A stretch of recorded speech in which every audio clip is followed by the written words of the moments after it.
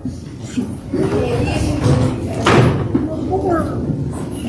didn't know it was going to be a church traffic jam.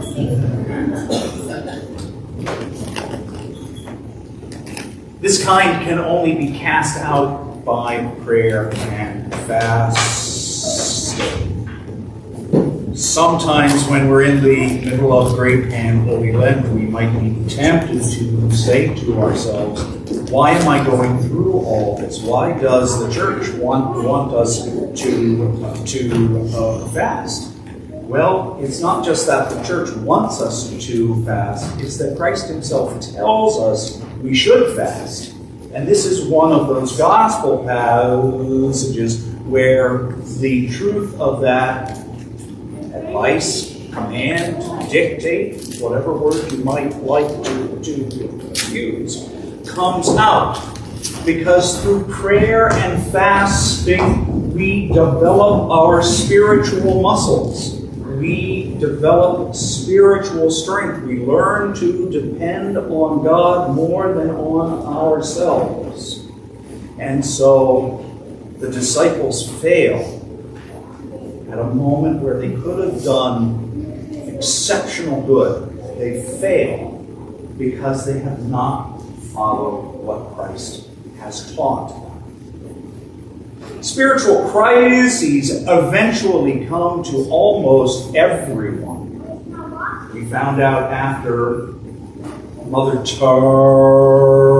Teresa died that she had a very long-lasting, what gets termed a dark night of the soul. And so she had been pushing on. She had trusted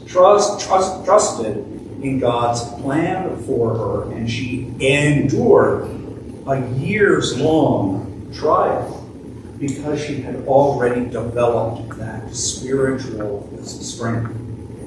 If she hadn't, I fear what might have happened to her and to the work of the order she went on to found.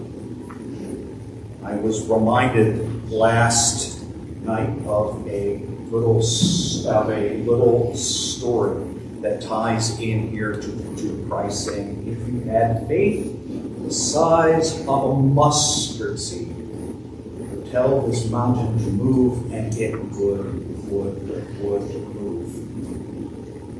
He's advising them that they should have developed that spiritual muscle. So the story goes that this area was having a drought, and all of the crops were dying.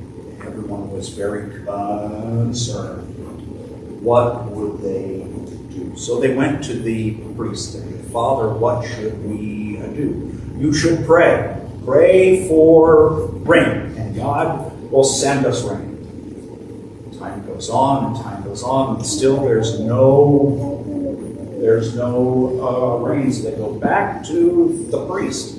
He says, pray with all of your heart, and all of your soul, and all of your mind, and have great faith. And in 2 weeks' time, there will be rain. 2 weeks go by, and there's no rain. And they come back to the priest and say, what happened? And he says, did you pray with all of your heart, and all of your mind, and all of your soul? Yes, Father, we did. And did you have great faith? Yes, Father, we did. Then why don't any of you have umbrellas? They thought they had faith, but maybe not. That's the kind of faith we are called. We are called to that deepest trust, that deepest faith. And that can be hard for us as human beings, because here on earth, our trust and our faith gets violated again and again. It gets violated sadly at work. It gets violated sadly at school. Sometimes even most sadly, it gets violated in our homes and in our places of worship. And yet, on a spiritual level, that's what Christ calls us to. He calls us to faith. He calls us to trust in the promises of God. And so we have to overcome that human inclination to doubt, that human inclination to skepticism. And that's not easy. And that's why we need to work on those spiritual muscles. We need to have a regular daily regime of prayer. We need to have a regular regime of spiritual reading. We need to have a regular regime of fasting as well, to develop faith, to develop trust, to overcome doubt and fear, and to trust in Jesus Christ, our risen Lord, to whom be glory now and ever, ages and ages. Amen.